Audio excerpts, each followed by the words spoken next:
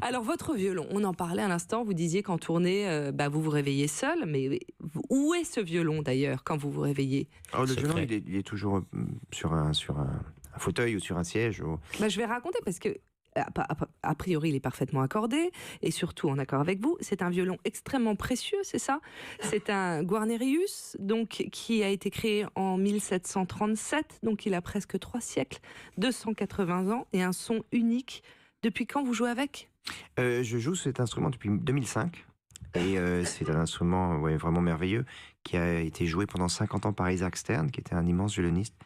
Comment vous l'avez rencontré ce violon alors? Ce violon, en fait, l'opportunité s'est trouvée en 2005 quand il a été mis en vente et la banque suisse italienne à l'époque, qui n'existe plus aujourd'hui, l'a acheté pour moi. Enfin, il leur appartenait, mais c'est moi qui l'ai joué. Et c'est vrai que j'ai pu choisir cet instrument en fonction de la sonorité que j'aimais.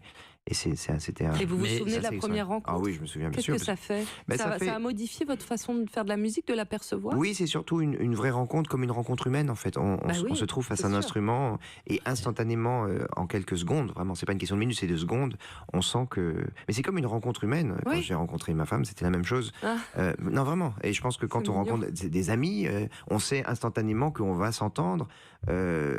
Et avec d'autres, on sait qu'on va pas s'entendre, ou c'est poli et il y a rien de plus. C'est la même chose avec un instrument.